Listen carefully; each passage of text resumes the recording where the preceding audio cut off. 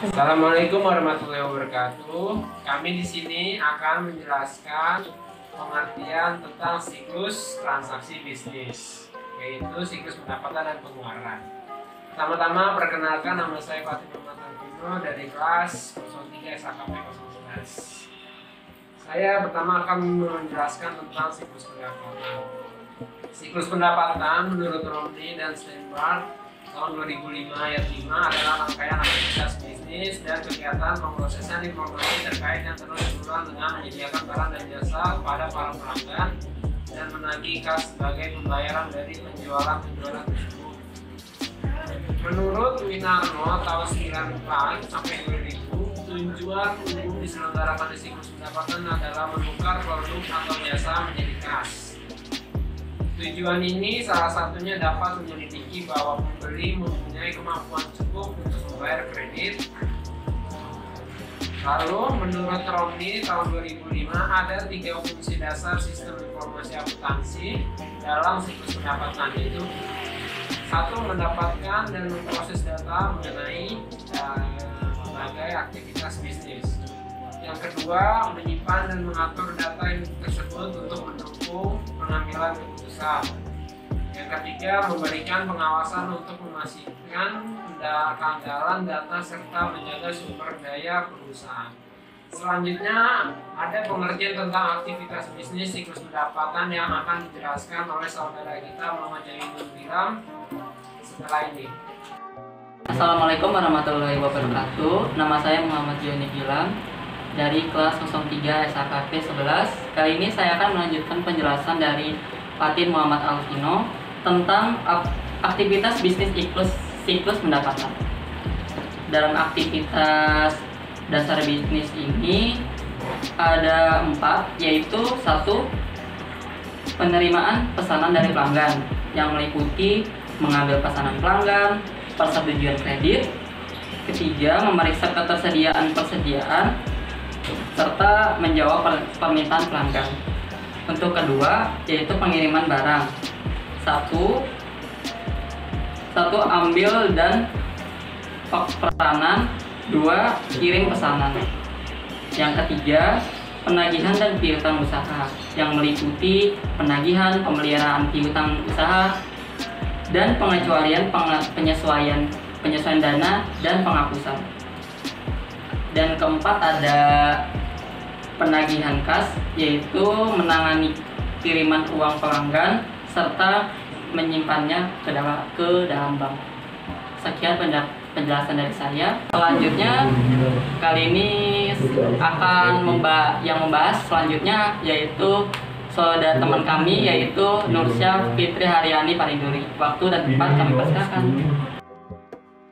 Assalamualaikum warahmatullahi wabarakatuh. Perkenalkan, nama saya Nursyah Fitri Haryani Parinduri dari kelas 03 SAKP 011. Di sini saya akan membahas tentang tujuan siklus pendapatan.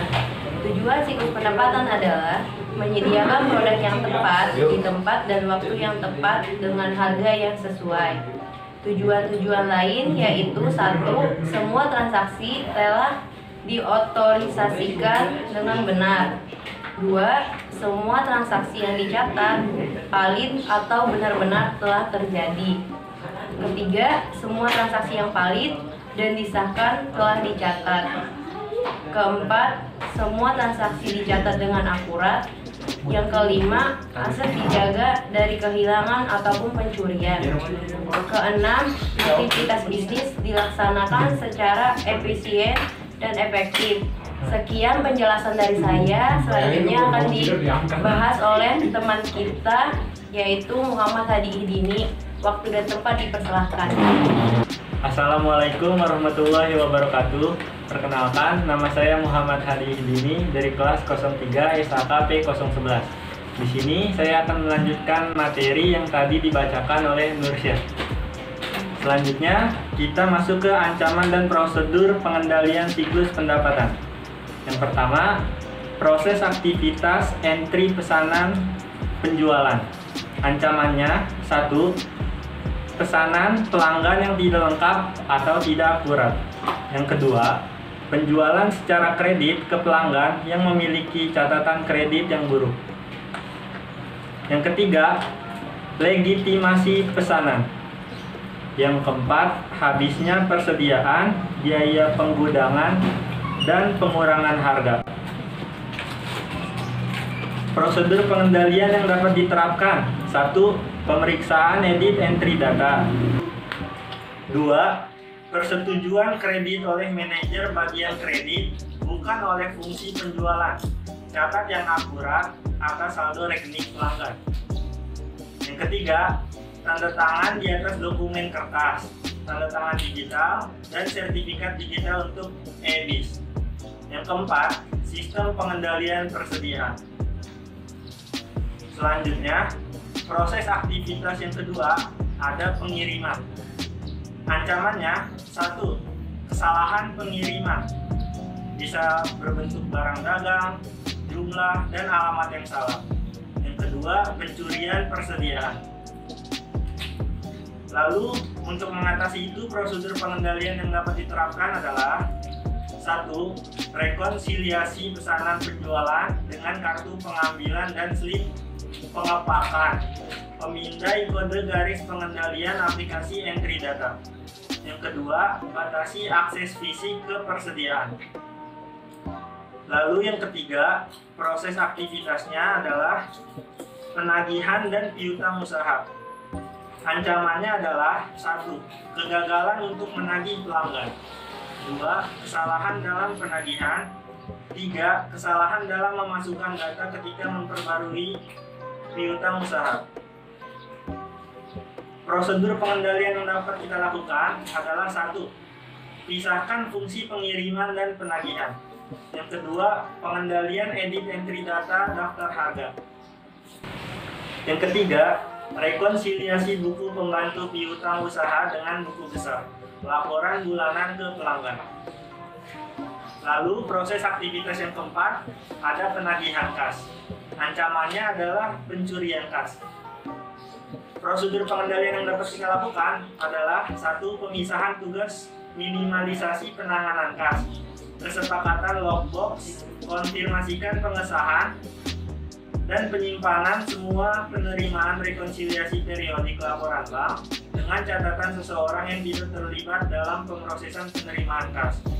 Lalu, aktivitas yang kita lakukan adalah masalah-masalah pengendalian umum. Ancamannya 1. Kehilangan data. 2. Kinerja yang buruk. Prosedur pengendalian yang dapat kita lakukan, yang pertama ada prosedur cadangan dan pemulihan dari bencana pengendalian akses. Bisa dapat secara fisik dan logis. Prosedur pengendalian yang kedua ada persiapan dan tinjauan laporan kinerja. Sekian materi yang dapat saya sampaikan. Selanjutnya akan saya serahkan kepada Ivan Ali Maulana. Assalamualaikum warahmatullahi wabarakatuh. Nama saya Ivan Ali Maulana. Saya akan melanjutkan penjelasan dari Muhammad Hadi Idini. Sekarang kita masuk ke siklus pengeluaran. Siklus pengeluaran. Menurut Marcel Birome, siklus pengeluaran adalah rangkaian kegiatan bisnis dan operasional pemrosesan data terkait yang berhubungan dengan pembelian serta pembayaran barang dan jasa. Tujuan utama dalam sistem pengeluaran adalah untuk meminimalkan biaya total, memperoleh dan memelihara persediaan, perlengkapan, dan berbagai layanan yang dibutuhkan organisasi untuk berfungsi. Siklus pengeluaran melibatkan beberapa aktivitas yang berhubungan dengan pembelian bahan mentah, persediaan barang-barang dan jasa. Kegiatan ini termasuk mengidentifikasikan dan mendokumentasikan semua pengeluaran uang, menyiapkan order pembelian, menerima kiriman barang, dan mencatat persediaan. Tujuan utama dari siklus pengeluaran ini adalah untuk mempermudah pertukaran kas dengan para pemasok untuk barang dan jasa yang dibutuhkan, di mana tujuan khusus yang terkandung di dalamnya meliputi 1. Memastikan bahwa seluruh barang dan jasa dipesan sesuai keperluan. 2. Menerima seluruh barang yang dipesan dan memverifikasi bahwa barang tersebut adalah valid dan benar. 3. Menjaga barang tersebut sampai dibutuhkan. 4. Memastikan bahwa faktur yang berhubungan dengan barang dan jasa adalah valid dan benar. 5. 5. Mencatat dan mengklasifikasikan pengeluaran secara cepat dan tepat. 6. Memposkan kewajiban dan pengeluaran kas ke dalam perkiraan pemasok yang tepat di dalam buku besar utang usaha. 7. Memastikan bahwa seluruh pengeluaran kas berhubungan dengan pengeluaran yang sudah diotorisasi. 8. Menyiapkan seluruh dokumen dan laporan manajerial yang diperlukan yang berhubungan dengan barang atau jasa yang diperoleh. 3 fungsi dasar sistem informasi akuntansi dalam siklus pengeluaran. 1. Memperoleh dan memproses data mengenai berbagai aktivitas bisnis. 2. Menyimpan dan mengatur data untuk mendukung pengambilan keputusan. 3. Menyediakan fungsi pengendalian untuk memastikan keandalan data dan penjagaan atas sumber daya organisasi. Sekian penjelasan dari saya, selanjutnya akan dilanjutkan oleh Juni Rangga Abdillah. Baiklah, saya Juni Rangga Abdillah akan melanjutkan materi berikutnya, yaitu aktivitas-aktivitas siklus pengeluaran. Untuk memproses data transaksi bisnis secara tepat dan sederhana merupakan fungsi dan tanggung jawab dari sistem informasi akuntansi dalam rangka mendukung kinerja kegiatan bisnis perusahaan. Ada 5 aktivitas dasar dalam siklus pengeluaran menurut Gelinas 1998-474, yaitu sebagai berikut. Pertama, aktivitas permintaan pembelian barang atas kebutuhan barang dan jasa. Kedua, aktivitas pemesanan barang dan jasa yang akan dibeli. Ketiga, aktivitas penerimaan barang dan jasa yang telah dibeli. Keempat, aktivitas persetujuan faktur dari supplier. Kelima, aktivitas pembayaran atas pembelian barang dan jasa. Sekian pemaparan dari saya.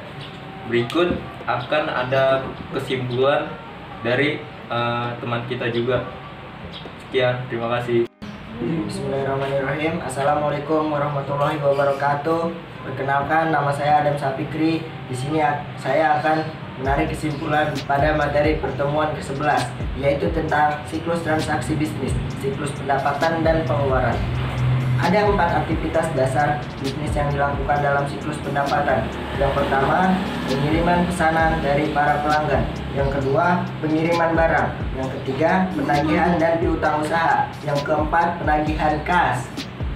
Tujuan siklus pendapatan adalah menyediakan produk yang tepat di tempat dan waktu yang tepat dengan harga yang sesuai. Adapun tujuan lain-lainnya yaitu untuk semua transaksi telah diotorisasikan dengan benar. Semua transaksi yang dicatat valid atau benar-benar terjadi. Semua transaksi yang valid dan disahkan telah dicatat ancaman dan prosedur pengendalian siklus pendapatan. Siklus pengeluaran. Siklus pengeluaran melibatkan beberapa aktivitas yang berhubungan dengan pembelian bahan mentah, persediaan barang-barang dan jasa. Kegiatan ini termasuk mengidentifikasikan dan mendokumentasikan semua pengeluaran uang, menyiapkan order pembelian, penerimaan kiriman barang, dan pencatatan persediaan. Tujuan utama dari siklus pengeluaran ini adalah untuk mempermudah pertukaran kas dengan para pemasok untuk barang dan jasa yang dibutuhkan. Sekian dari kelompok kami. Mohon maaf bila ada kesalahan kata dan lain-lain. Mohon dibukakan pintu maaf yang sebesar-besarnya. Wassalamualaikum warahmatullahi wabarakatuh.